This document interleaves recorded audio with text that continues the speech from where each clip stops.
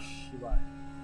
शिव पुराण की रुद्र संहिता के इस अध्याय में दक्ष के द्वारा महान यज्ञ का आयोजन, जिसमें ब्रह्मा विष्णु देवताओं और ऋषियों का आगमन, दक्ष द्वारा सबका सत्कार, यज्ञ का आरंभ, दधीचि द्वारा भगवान शिव को बुलाने का अनुरोध और दक्ष के विरोध करने पर शिव भक्तों का वहां से निकल जाना के बारे में जाना।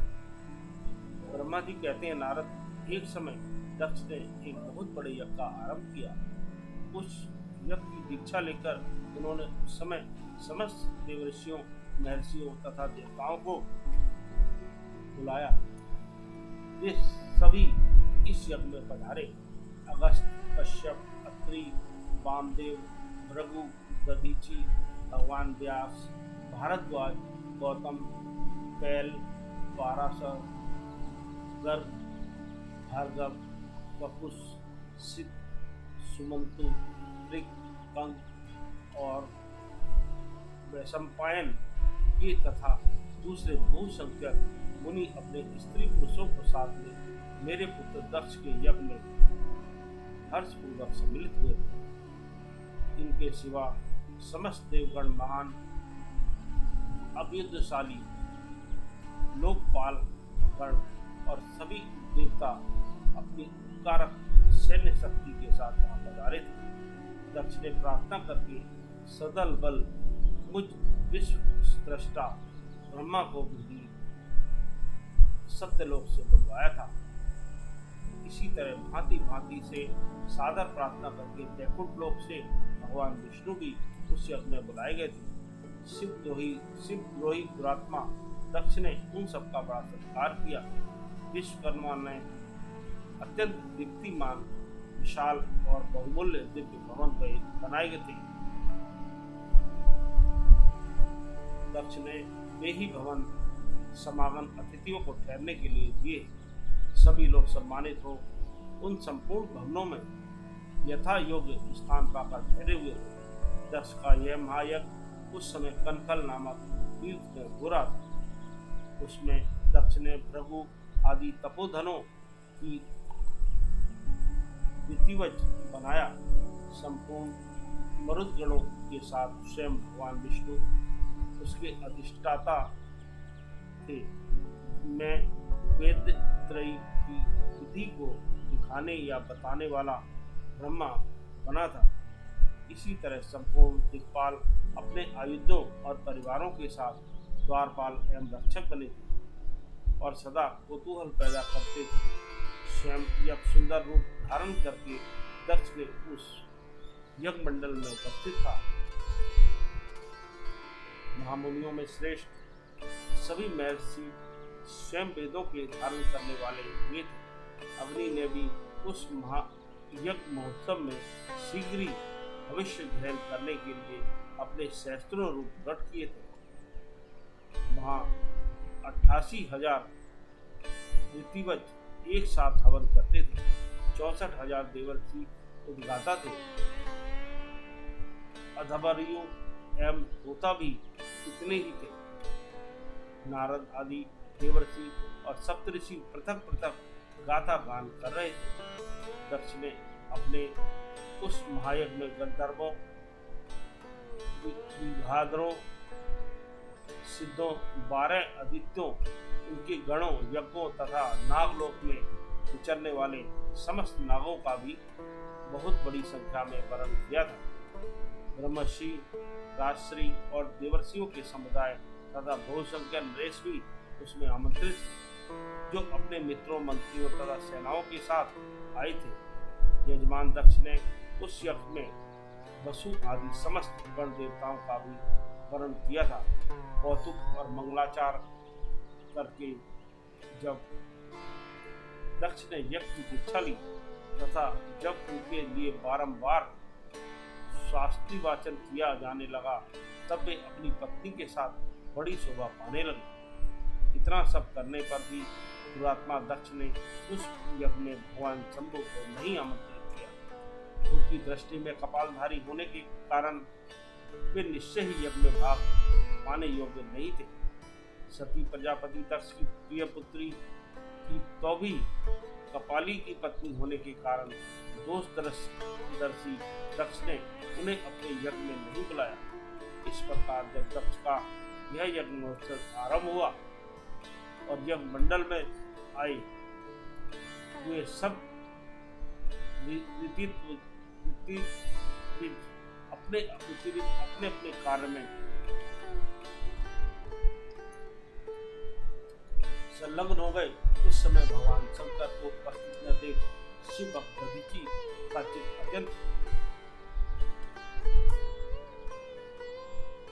उद्विग्न होगा और वे यूं बोले। दधीचि ने कहा, मुख्य देवताओं तथा महर्षियों, आप सब लोग प्रसन्नता पूर्वक मेरी बात सुने। इस यज्ञ महोत्सव में भगवान शंकर नहीं आए, इसका क्या कारण है? यद्यपि ये देवेश्वर बड़े बड़े मुनि और लोकपाल यहाँ पधारे हैं, तथापि उन महात्मा पिनाकपाणी शंकर के बिना यह यज्ञ अधिक शोभा नहीं पा रहा है। बड़े बड़े विद्वान कहते हैं कि मंगल में भगवान शिव की कृपा दृष्टि से ही समस्त मंगल कार्य संपूर्ण होते हैं।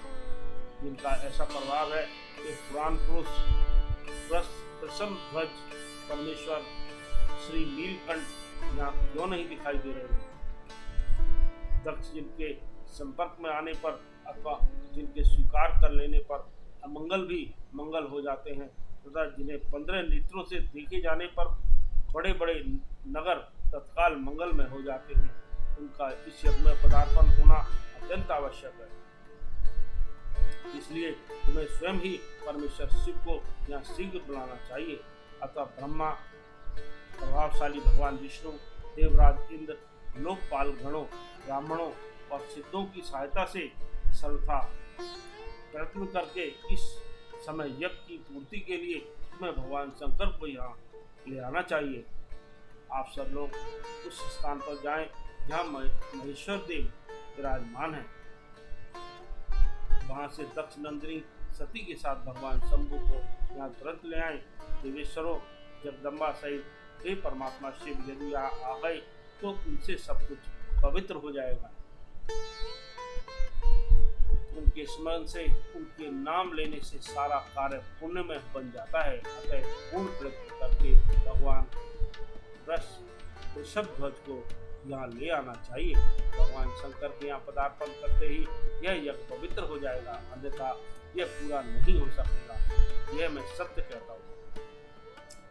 दधीचि का यह कथन सुनकर दुष्ट बुद्धि वाले मूल दक्ष ने हंसते हुए ये रोष पूर्वक कहा, भगवान विष्णु संपूर्ण देवताओं के मूल हैं, जिनमें सनातन धर्म प्रतिष्ठित है।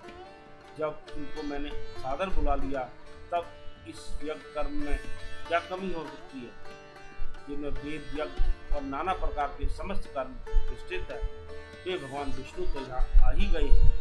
इनके सिवा सत्यलोक से लोक पितामह ब्रह्मा वेदों, उपनिषदों और विविध आगमों के साथ यहाँ पधारे हैं। देवगणों के साथ स्वयं देवराज इंद्र का भी शुभागमन हुआ है, तथा आप जैसे निष्पाप महर्षि भी यहाँ आ गए हैं। जो महर्षि यज्ञ में सम्मिलित होने की योग्य, शांत और छपात्र है, वेद और वेदार्थ के तत्व को जानते हैं, जानने वाले हैं और दृढ़ता पूर्वक व्रत का पालन करते हैं, वे सब और स्वयं आप भी जब यहाँ पदार्पण कर चुके हैं, तब हमें यहाँ रुद्र से क्या प्रयोजन है? विप्रवर, मैंने ब्रह्मा जी के कहने से ही अपनी कन्या रुद्र को त्यागी थी। जैसे मैं जानता हूँ, हर कुलीन नहीं है, उनके न माता है न पिता, वे भूतों, प्रेतों और पिशाचों के स्वामी हैं, अकेले रहते हैं। उनका अतिक्रमण करना दूसरों के लिए अत्यंत कठिन है। वे आत्म प्रशंसक, मूढ़, जड़, मौनी और ईर्ष्यालु हैं। इस यज्ञ कर्म में बुलाए जाने योग्य नहीं है।